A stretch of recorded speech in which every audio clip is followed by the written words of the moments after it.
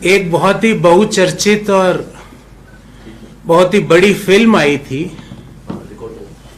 हम आपके हैं कौन। अभी उस फिल्म का लगता है दूसरा पार्ट बना हुआ है और देश का हर व्यक्ति पूछ रहा है सरकार से कि हम अडानी के हैं कौन। हर व्यक्ति यही पूछ रहा है कि भाई हमारा उनसे क्या रिश्ता है कि हमारा सरकार एक सिंगल पॉइंट एजेंडे पे चल रही है। और वो सिंगल पॉइंट एजेंडा क्या है कि जो भी अडानी पे सवाल पूछे, किसने पूछा? राहुल गांधी जी ने पूछा। संसद की कार्रवाई से उन सवालों को अलग कर दिया गया। जो भी अडानी के बारे में वक्तव्य दे, किसने दिया?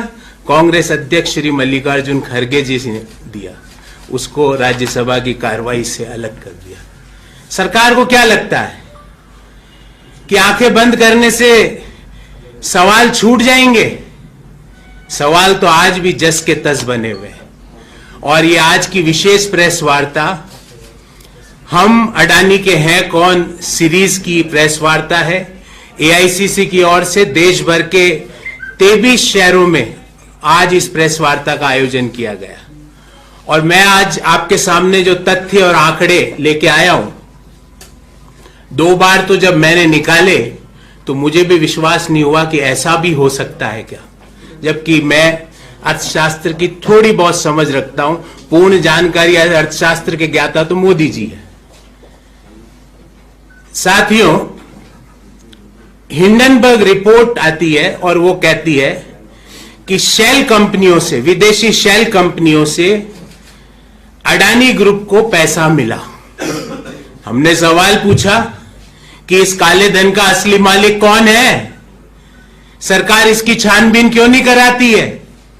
सरकार जेपीसी क्यों नहीं कराती है?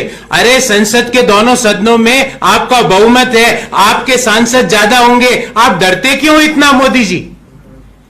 और आपके डर को मिटाने के लिए हमने भारत जोड़ो यात्रा करी। डरो मत, सत्यता के साथ खड़े रहो। आप जेपीसी से क्यों भाग रहे हो जब हिंडनबर्ग रिपोर्ट कह रही है कि टैक्स हेवन कंट्री से अडानी ग्रुप को पैसा मिला? उस पैसे का असली मालिक कौन है? विदेशी शेल कंपनियों से भारत आने वाले काले धन का असली मालिक कौन है?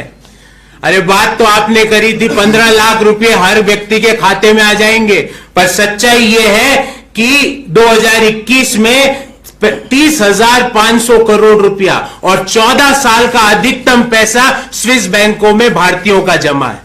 हमको कहा गया स्विस बैंकों से पैसा आएगा, हर व्यक्ति के खाते में 15 लाख जाएगा। और सच्चाई यह है कि स्विस बैंकों में जमा अपने 14 वर्ष के अधिकतम मूल्य पर है। तो जेपीसी से मोदी जी डरो मत। क्यों डर रहे हो और किसे बचाना चाहते हो? दूसरा, जब यह सब धोखाधड़ी हो रही थी, और मैं आपको आंकड़े दूंगा, तो भारत की जो securities and exchange board of India, जिसको हम सेबी कहते हैं, वो सेबी सो क्यों रही थी?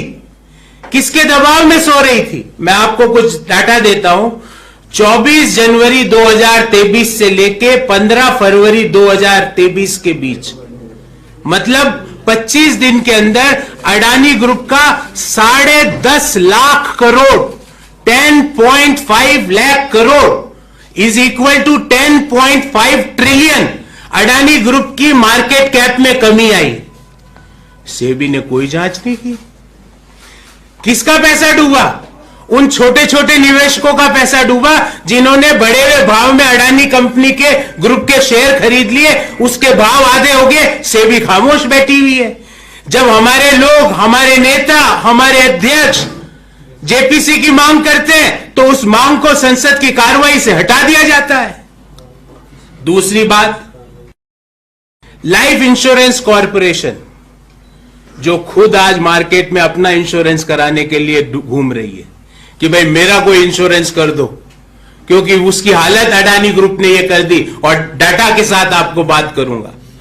30 दिसंबर 2022 को 83,000 करोड़ रुपए का निवेश एलआईसी का अडानी ग्रुप ऑफ कंपनी में था। कब था? 30 दिसंबर, 15 फरवरी अर्थात 1.5 महीने के अंदर 83,000 करोड़ हो गया 39,000 करोड़। मतलब 1.5 महीने में LIC के 44,000 करोड़ स्वाहा। कौन है LIC का मालिक? वो हर व्यक्ति है, वो हर छोटा छोटा सेविंग करने वाला आदमी है जो अपनी छोटी सेविंग LIC की पॉलिसीज में डालता है। 30 करोड़ पॉलिसी धारक है। उन 30 करोड़ पॉलिसी धारकों का 43,000 करोड़ रुपया अडानी ग्रुप में जो LIC ने निवेश किया था वो कमी हो गई। उसका दोषी कौन है? मोदी जी और सेबी ये जांच से क्यों भाग रही है? और तो और अडानी ग्रुप ने जब FPO, जिसको हम कहते हैं फॉलो ऑन पब्लिक ऑफर, जब FPO इश्यू किया तो LIC ने 300 करोड़ उसमें इन्वेस्टमेंट का भी हामी भर दी। अब आप बताइए, किसी कंपनी के 1.5 महीने में 44,000 करोड़ रुपए की जो इन्वेस्टमेंट है उसमें कमी आ गई, वो कंपनी 300 करोड़ रुपए FPO में इन्वेस्ट के लिए तैयार हो जाती है। और सेबी और वित्त मंत्रालय खामोश बैठे हैं। हम सवाल पूछते हैं तो उसको कार्रवाई से हटा देते हैं। तीसरी बात, और बहुत गंभीर बात बोलने वाला हूं, 2001 में केतन पारेख के जो घोटाला हुआ था उसमें JPC हुई थी। उस JPC में यह कहा गया कि अडानी समूह के प्रमोटरों ने शेयर बाजार में हेरफेर करने में सहयोग दिया। क्या यह चिंताजनक बात नहीं है कि एक कंपनी जो 2001 में केतन पारेख के घोटाले वाले समय से उसको बताया गया कि इसने शेयर बाजार के भाव में उतार चढ़ाव में फेरबदल के लिए एक घोटाला किया, उस कंपनी भी कोई जांच नहीं कराना चाहती। LIC का पैसा 44,000 करोड़ रुपया इन्वेस्टमेंट में कमी आ गई, सेबी खामोश, वित्त मंत्रालय खामोश, प्रधानमंत्री खामोश। 10.5 लाख करोड़ रुपया छोटे निवेशकों का डूब गया। अडानी ग्रुप के मार्केट कैप में कमी आई, वित्त मंत्री खामोश, RBI खामोश, सेबी खामोश। इसीलिए देश का हर व्यक्ति पूछ रहा है, हम अडानी के हैं कौन? साथियों, यही खत्म नहीं हुआ, क्योंकि अभी मित्रकाल चल रहा है। अमृतकाल सरकार बोलती, पर यह अमृतकाल नहीं है, इसको हम कहते हैं मित्रकाल है। और इस मित्रकाल में मित्रकाल पूंजीवाद को बढ़ावा दिया जा रहा है। मैं आपसे पूछता हूं, जांच करने की बजाय इस बजट में 50 नए हवाई अड्डों की घोषणा की गई। मैं आप सब लोगों से पूछता हूं, क्या हमको इंतजार करना पड़ेगा यह जानने के लिए कि वो हवाई अड्डों का संचालन कौन करेगा? अडानी जी एक बिजनेस में एंटर करते हैं, भारत सरकार उसके 6 महीने बाद उस बिजनेस के लिए एक ब्लूप्रिंट, एक नया योजना, एक सब्सिडी, एक नई स्कीम लेके आ जाती है। उदाहरण देता हूं साथियों आपको, 1 फरवरी को मित्रकाल का बजट आया, 50 हवाई अड्डे नए अनाउंस हुए, किसको संचालन में जाएंगे हमें पता है। 14 जून 2022 को अडानी समूह ने घोषणा की कि अब मुझे हाइड्रोजन में $50 बिलियन का इन्वेस्टमेंट करना है, hydrogen as a fuel. Bharat सरकार ने राष्ट्रीय हरित हाइड्रोजन मिशन को 4 जनवरी 2023 को मंजूरी दे दी और 19,744 करोड़ रुपए का उस पर एलोकेशन हो गया। पहले अडानी स्कीम अनाउंस करता है कि मैं इस एरिया में जाऊंगा, उसके बाद भारत सरकार फंड एलोकेट कर देती है। यह संयोग है या प्रयोग है? हम देश के हर व्यक्ति की ओर से सरकार से पूछना चाहते हैं। हवाई अड्डों की बात कर लेते हैं। 6 हवाई अड्डों के संचालन के लिए टेंडर आए 2019 में, 6 के 6 एक साथ अडानी को चले गए। बैकडोर से देश का second busiest airport, Bombay airport, Mumbai airport कौन संचालित कर रहा है? अडानी ग्रुप। चलो अब बंदरगाह की बात कर लेते हैं। देश के 13 बंदरगाह और टर्मिनल को अडानी नियंत्रित करता है और देश की बंदरगाह क्षमता का 30% संचालन अडानी कर रहा है, अडानी ग्रुप, और 40% जो कंटेनर की आवाजाही है उसका संचालन अडानी ग्रुप कर रहा है। मतलब देश में 30% जो पोर्ट मैनेजमेंट है वो अडानी ग्रुप के कंट्रोल में है। 40% जो कार्गो मूवमेंट है, जो कंटेनर मूवमेंट है, उसका संचालन कर रहा है अडानी।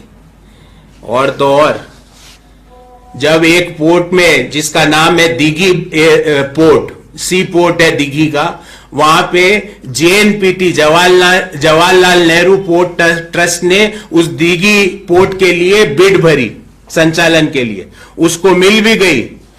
आनंद फानन में पता नहीं क्या हुआ, वित्त मंत्रालय और जो वाटर फेयर मंत्रालय है, उसने कहा, जहाज रानी मंत्रालय जिसको कहते हैं, उसने उस बिड को वापस ले लिया, वो भी अडानी जी को चले गया। मतलब बिड मिल गई जेएनपीटी को, पर जेएनपीटी ने कहा अब मेरे से ये नहीं होगा, और वो ही अडानी जी को चले गया। चलो रक्षा क्षेत्र की बात कर लेते हैं। प्रधानमंत्री जी गए 4 से 6 जुलाई 2017 के बीच इजराइल, और जैसे ही वो गए, इजराइल से अडानी का एमओयू हो गया, ड्रोन मैन्युफैक्चरिंग, इलेक्ट्रॉनिक मैन्युफैक्चरिंग, छोटे हथियार मैन्युफैक्चरिंग। देखो, एयरपोर्ट, पोर्ट, रक्षा, चलो विद्युत की बात कर लेते हैं। यूपीए ने 2010 में बांग्लादेश सरकार से एमओयू किया कि हम 1320 मेगावाट का थर्मल पावर प्लांट लगाएंगे। जैसे ही मोदी सरकार आई, ये थर्मल पावर प्लांट झारखंड के गोड्डा में लगाने का काम अडानी को मिल गया। मतलब कोई भी स्ट्रेटेजिक इंटरेस्ट का विषय हो, भले ही वो पानी हो, आकाश हो, अग्नि हो, हम कहते हैं ना पंच महाभूत, ये पंच महाभूत को कंट्रोल कर लिया अडानी ग्रुप ने। अब ये संयोग है कि प्रयोग है? और हम किसी व्यक्ति के 609वें स्थान से दूसरे स्थान के अमीर बनने के खिलाफ नहीं है, पर क्या हम देश के स्ट्रेटेजिक इश्यूज को, जिसमें रक्षा, जिसमें पोर्ट्स, जिसमें एयरपोर्ट्स, क्या उसका संचालन हम एक प्राइवेट ग्रुप को दे दें? और ऐसा प्राइवेट ग्रुप जिसको 2001 के केतन पारिक घोटाले में सेबी ने पता लगाया कि इन्होंने शेयर बाजार में हेरफेर की, क्या ऐसे ग्रुप को देना उचित है? क्यों सेबी और क्यों रिजर्व बैंक ऑफ इंडिया खामोश है? क्यों फाइनेंस मिनिस्ट्री खामोश है? और तो और, जैसा राहुल गांधी जी ने कहा कि 2014 से पहले अडानी जी, प्रधानमंत्री जी अडानी के हवाई जहाज में घूमते थे, और 2014 के बाद अडानी जी मोदी जी के हवाई जहाज में घूमते हैं, और जहां जहां मोदी जी विदेश में जाते हैं, जैसे ही वापस आते हैं, वहां से एक बड़ा काम अडानी को मिल जाता है। मैंने उदाहरण दिया आपको इजराइल, मैंने आपको उदाहरण दिया बांग्लादेश, और मुझे यह बताइए, ड्रोन मैन्युफैक्चरिंग में अडानी का क्या अनुभव है? इलेक्ट्रॉनिक मैन्युफैक्चरिंग में अडानी का क्या अनुभव है? एयरपोर्ट मैनेजमेंट में अडानी का क्या अनुभव है? थर्मल पावर मैन्युफैक्चरिंग में अडानी का क्या अनुभव है? तो यह संयोग नहीं है प्रधानमंत्री जी, यह क्लियर कट प्रयोग है, और ऐसा प्रयोग है जो मैंने आपको पहले भी कहा, जिससे LIC, state bank of India, जो भारत के छोटे निवेशक है, उनका पैसा डूब रहा। और ये जो बिजनेस जो अडानी को जा रहा है, ये अगर अडानी को नहीं जाता तो कौन करता साथियों? देश का एमएसएमई करता, जो देश का सबसे बड़ा एम्प्लॉयमेंट प्रोवाइडर है।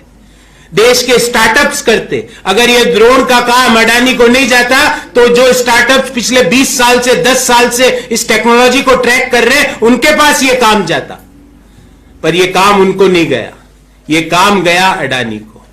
तो हमने इस प्रेस वार्ता के माध्यम से मोदी जी से, देश के वित्त मंत्री जी से, securities and exchange board of India के चेयरमैन से, रिजर्व बैंक ऑफ इंडिया के गवर्नर से यह पूछा है कि इतना सन्नाटा क्यों है भाई? इतने डर क्यों रहे हो? जवाब क्यों नहीं देते? हमारे सवालों को कार्रवाई से निकालने से सवाल खत्म नहीं होंगे, सवाल तो और वहां जस के तस खड़े हैं। और जैसा महात्मा गांधी ने कहा कि आप जितना भी सच को दबाने का, कुचलने का प्रयास करोगे, सच उतना ही तेजी से उफन उफन कर बाहर आकर बोलेगा कि हम अडानी के हैं कौन। सच बार बार ये पूछेगा आपसे कि सेबी, देश एलआईसी के जब 44,000 करोड़ रुपए की कमी आई, तो सेबी चुप क्यों थी? एफपीओ में 300 करोड़ रुपया एलआईसी इन्वेस्टमेंट को क्यों तैयार हो गई? 10.5 लाख करोड़ रुपया छोटे निवेशकों का क्यों डूबा? ऐसी कंपनी जो 2001 से टेंटेड है, उस कंपनी को स्ट्रेटेजिक इंटरेस्ट के बिजनेसेस भारत सरकार ने क्यों दे दिए? जो स्ट्रेटेजिक इंटरेस्ट के इश्यूज है, उसमें मोनोपोलीज एस्टेब्लिश करने की अप्रूवल भारत सरकार ने क्यों दी? तो इसी बारे में हमने आज की विशेष प्रेस वार्ता रखी थी।